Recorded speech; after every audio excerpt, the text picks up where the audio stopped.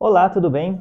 No vídeo de hoje eu quero fazer uma introdução ao Evangelho de Marcos, caso você tenha interesse em ler esse livro da Bíblia e gostaria de se aprofundar e entender ele melhor. Meu nome é Marlon Löwen e nesse canal você encontra resumos de livros cristãos e estudos bíblicos. Então vamos lá para esse tema. O que eu gostaria de trabalhar nesse livro é o seguinte. Primeiramente, quem foi Marcos? O que a Bíblia conta a respeito deste homem? E também o que a Bíblia não conta explicitamente, mas o que fica implícito ou quais são as possíveis interpretações a respeito de quem esse homem pode ter sido. Segundo ponto é a estrutura e os detalhes desse evangelho.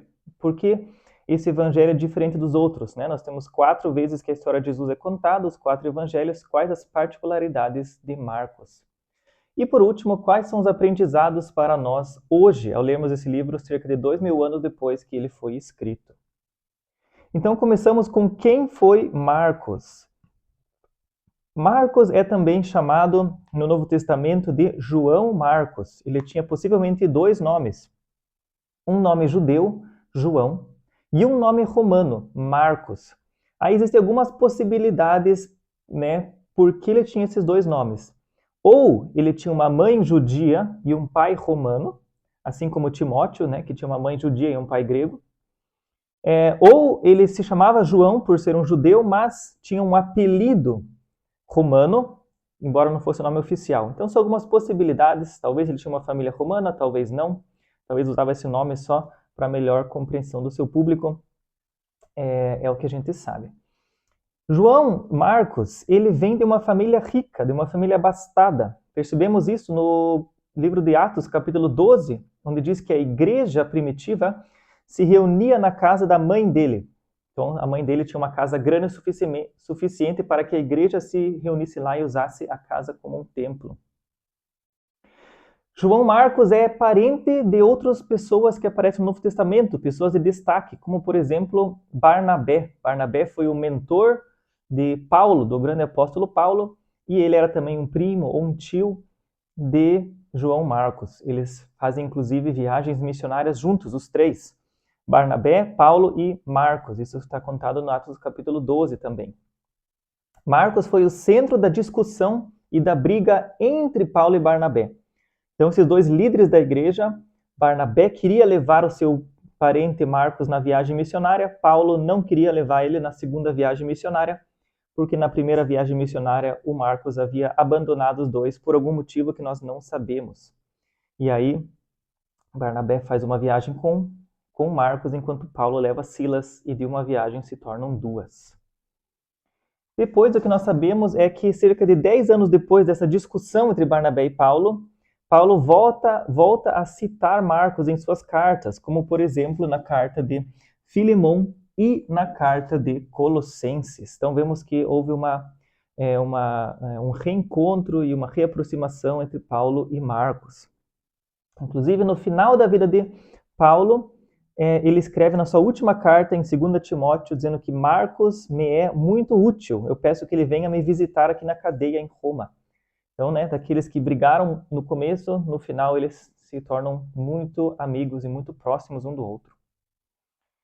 Possivelmente Marcos foi também no final da sua vida secretário de Pedro, possivelmente enquanto Pedro estava morando em Roma. Né? Isso é uma plausibilidade devido à carta de 1 Pedro, capítulo 5, onde ele escreve que Marcos estaria junto dele. Alguns creem que Marcos, inclusive, foi quem escreveu a carta de 1 Pedro, enquanto Paulo a ditava, Pedro a ditava, e inclusive o Evangelho de Marcos, muitos creem que ele foi escrito por Marcos, com certeza, mas sob a perspectiva de Pedro. Então, Pedro seria aquele que viveu junto de Marcos, e Pedro contou as histórias para Marcos, porque Marcos não é um dos 12 apóstolos, e Marcos teria ouvido as histórias de Pedro e assim escrito o seu evangelho.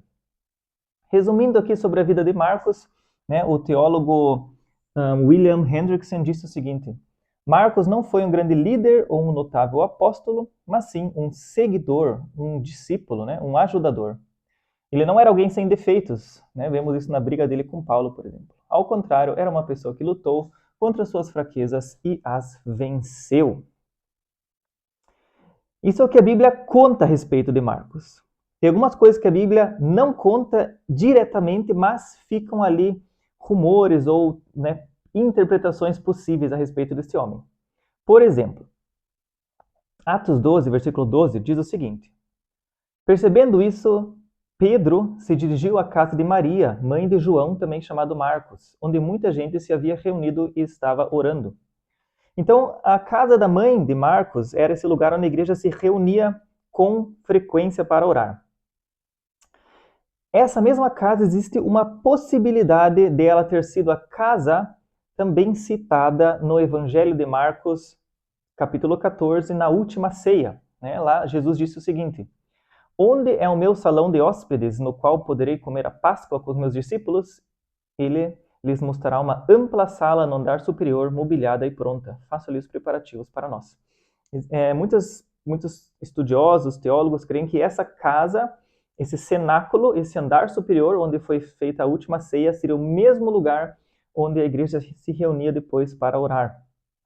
E pode ser que essa seria a mesma casa que também aparece em Atos capítulo 1 e 2, quando o texto diz o seguinte: Eles voltaram para Jerusalém e, quando chegaram, subiram ao aposento onde estavam hospedados. Chegando o dia de Pentecostes, estavam todos reunidos e todos ficaram cheios do Espírito Santo. Então pode ser que essa mesma casa é o local onde Jesus comeu sua última ceia, onde o Espírito Santo desceu sobre a igreja e que era a casa da família de João Marcos. A Bíblia não diz isso, mas alguns dos pais da igreja, ainda no segundo século, levantaram essa possibilidade, e visto, né, no segundo século, muito próximo ali aos acontecimentos, existe então essa grande possibilidade. Se a gente olhar agora, fazer uma timeline, né, fazer uma sequência cronológica da vida de Marcos e do Evangelho de Marcos, nós vemos o seguinte. Então, primeiro Jesus ressuscitou, aí 40 dias ou 50 dias depois, né, o Pentecostes. Depois do Pentecostes, a igreja é fundada. Paulo começa a fazer suas viagens missionárias e, cronologicamente, as cartas de Paulo começam a ser escritas para as igrejas recém-fundadas no Império.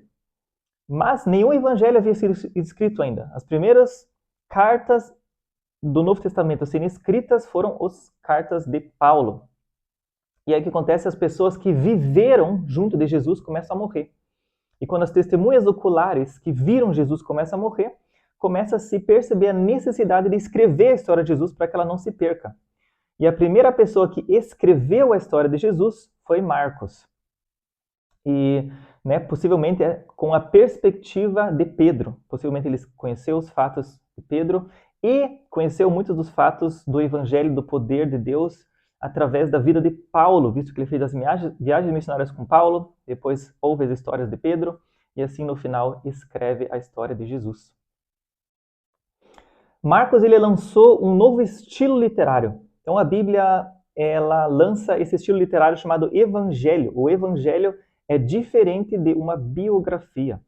Então, enquanto a biografia busca relatar com uma precisão cronológica e factual a vida de alguém, né, do começo até o final, narrando nascimento, infância, quais foram os pais, fatos importantes da vida, até chegar ao seu falecimento, o Evangelho tem outro foco. O Evangelho tem o foco de persuadir o leitor sobre a natureza divina e a mensagem salvadora de Jesus. Se Marcos fosse uma biografia de Jesus, ela seria uma biografia muito ruim, porque ela já começa com Jesus com 30 anos de idade, não conta nada a respeito da infância, dos pais, né, do que Jesus fez nos primeiros 30 anos de vida. Seria uma biografia muito, muito ruim de se ler. Então, nós vemos que não é uma biografia. O fato é que Marcos não queria contar a vida inteira de Jesus, ele se foca na primeira metade do livro, nos 3 anos de ministério de Jesus, e na segunda metade do livro do Evangelho de Marcos, é a última semana de Jesus na Terra. Então, o Evangelho inteiro, metade conta sobre a última semana de Jesus na Terra. Algumas informações importantes ou interessantes quando a gente vai ler o Evangelho de Marcos. Marcos escreveu sua carta para judeus, para não judeus, para romanos, cidadãos romanos que se converteram ao cristianismo. Então, pessoas que não tinham conhecimento da cultura judaica. Bem diferente do Evangelho de Mateus. Mateus escreve para judeus, Marcos para não judeus. Então, Marcos, ele vai explicar melhor os costumes judaicos, o porquê de algumas coisas que Jesus fazia, que Mateus não explica, porque Mateus era óbvio para os leitores dele alguns assuntos, e Marcos vai então tentar explicar com mais detalhes, sabendo que seus leitores não conheciam os detalhes da cultura romana, da cultura judaica. O segundo ponto é que Marcos tem um detalhe que os teólogos chamam de segredo marcano. Então, o Evangelho de Marcos muitas vezes conta Jesus dizendo: não digam isso a ninguém. Jesus cura as pessoas e fala: não contem para ninguém. Jesus expulsa demônios, fala: não contem isso para ninguém. Então, parece que Jesus quer manter em segredo a sua divindade. Outro ponto é que Jesus é apresentado como o rei sofredor. Então, diferentemente do rei do Império Romano, o imperador, que era muito forte e se fazia de poderoso, Jesus é um rei totalmente ao contrário. É um rei que sofre a favor do seu povo, que não abusa do seu povo, do seu poder, mas que sofre em favor do seu povo. Dentre os 4 evangelhos, é o que mais apresenta Jesus se mexendo, ação. Ele vai para cá, ele vai para lá, imediatamente depois, ele faz isso, ele faz aquilo. É um Jesus que pouco fala discursos, mas apresenta muito o que Jesus fez, né? Então isso era interessante, né, para o público romano, interessado aí nas façanhas do exército romano, e não interessado aí tanto na filosofia ou na teoria. Alguns teólogos colocam o capítulo 10, versículo 45, como versículo base do Evangelho, né, onde diz: pois nem mesmo o Filho do Homem veio para ser servido, mas para servir e dar a sua vida em resgate por muitos. E, como o livro foi escrito para Romanos, ele mostra um detalhe interessante. Marcos 15, 39 diz que quando o centurião que estava em frente de Jesus ouviu o seu brado e viu como ele morreu, disse: realmente este homem era o Filho de Deus. O Evangelho de Marcos tem algo interessante que hoje em dia os teólogos creem que ele foi o primeiro a ser escrito e que Marcos e Lucas, ao escreverem os seus evangelhos, tiveram acesso a ler Marcos. Porque quase tudo de Marcos é repetido em Mateus e em Lucas. Pouca coisa de Marcos está só em Marcos, mas Mateus e Lucas contam as mesmas histórias, só que com mais detalhes, cada um agregando sua própria experiência. Mateus como um discípulo de Jesus, Lucas como um estudioso, cientista que vai fazendo entrevistas para escrever seu evangelho. Só 3% de Marcos é 100% Marcos, que não é repetido por Mateus nem Lucas. Entre esses 3%, né, eu coloquei aqui, são esses 5 versículos nesse slide, esses 5 histórias que estão só em Marcos, todo o resto se repete em outros evangelhos.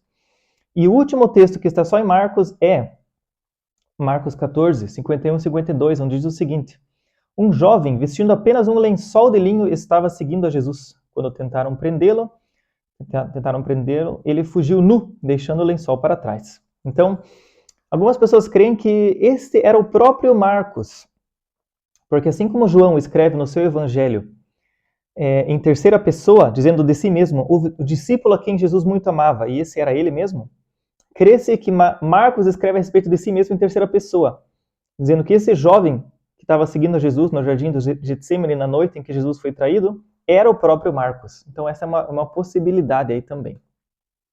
E para finalizar, alguns aprendizados para nós hoje. Em primeiro lugar, não somente do Evangelho de Marcos, mas da vida de Marcos, aprendemos o valor da segunda chance.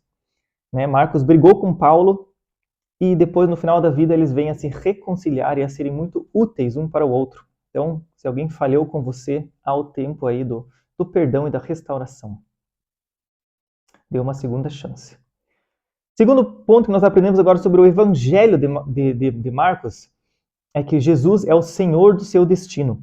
Jesus conhece o futuro, por isso ele sabe quando que é para falar, quando que não é para falar, para quem não falar, né? O chamado segredo marcano. Em terceiro lugar, ao lermos Marcos, vemos um Jesus poderoso, que cura muito, que restaura, que manda demônios embora, que traz saúde, que faz milagres. E isso também é um lado de Jesus. E no final nós aprendemos o valor de, quando nós estamos contando a história de Jesus para alguém, a contextualizar, a saber o que meu ouvinte já sabe e o que ele não sabe. Assim como Marcos sabia que seus ouvintes romanos não conheciam a cultura judaica e assim conta em detalhes, assim nós também, ao pregarmos o Evangelho, precisamos saber o que nossos ouvintes sabem, o que eles não sabem e como contar a história de um jeito que faça eles entenderem. Essa é uma introdução ao livro de Marcos. Espero que você tenha gostado do vídeo. Se você gostou, curte ele, compartilha com outras pessoas, fique à vontade também para deixar um comentário. Muito obrigado por seu tempo, Deus te abençoe e até uma próxima.